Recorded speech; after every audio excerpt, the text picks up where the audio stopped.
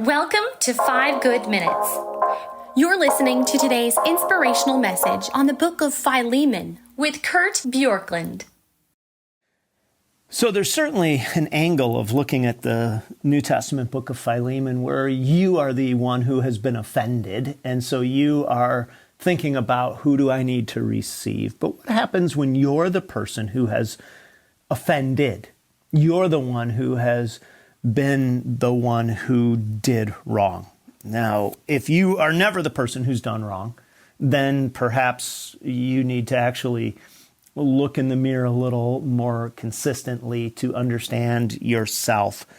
But I want to just talk for a few moments here about what do you do when you are the one who knows that you've offended somebody.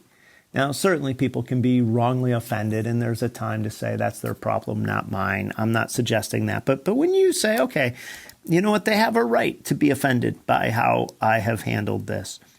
How do you seek reconciliation? Well, the first thing, I think, is to acknowledge the wrong.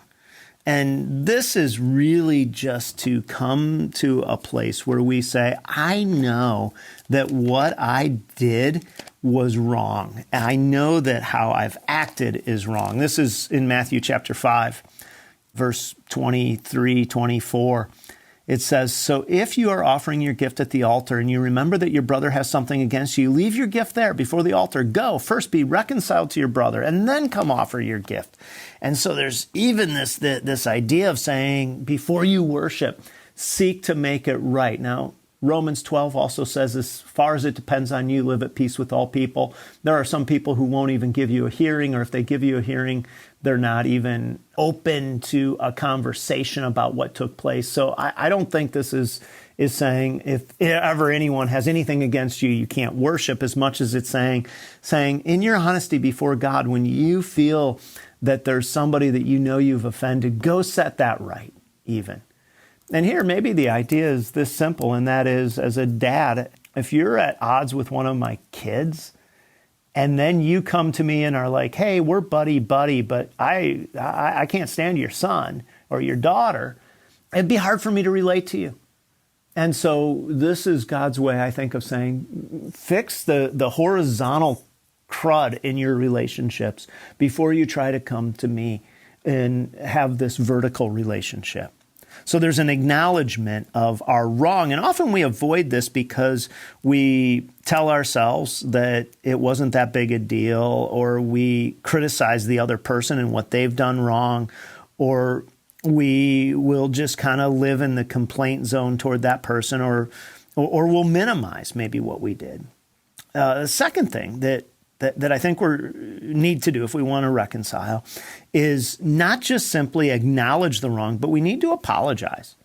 Now, here, we don't see Onesimus apologizing because Paul's intervening for him ahead of this.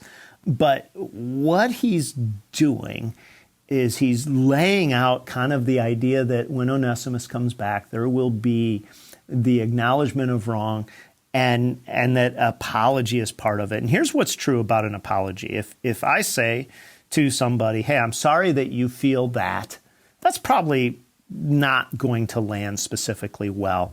What lands well is when we're very specific and say, like in Onesimus's case, I stole from you and I left without a cause, without a right to leave at the time. And obviously the institution of slavery at that time is something we could unpack at another time. But we call what we did wrong. So we acknowledge it specifically, point it out, call it wrong. We try to empathize back with the other person, ask for forgiveness, and then change our behavior, actually do something differently. And again, you see at least part of this in Onesimus, that what he does is he says, I am going to try to come back and make it right, maybe at Paul's urging.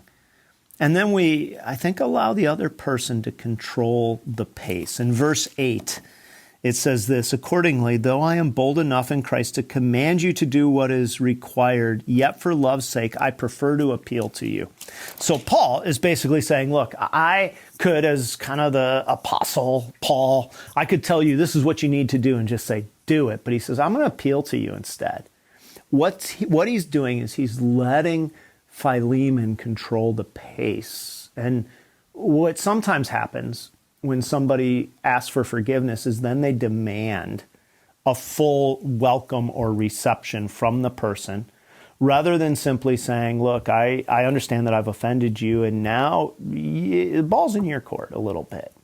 Now, I realize that can lead to hurt, but when you start to demand that somebody do certain things, it doesn't feel like a genuine apology. It feels like, hey, I did my little apology. Now you should do everything that I expect you to do. And you may even be right in that perception. But if you want to genuinely seek reconciliation, there's this acknowledging that we actually did wrong. There's an apology, and then there is this allowing the other person to control the pace. And so my question today is there anybody in your life that you need to seek reconciliation with? That you should be the one to say, I've done wrong, and I would like to make it right.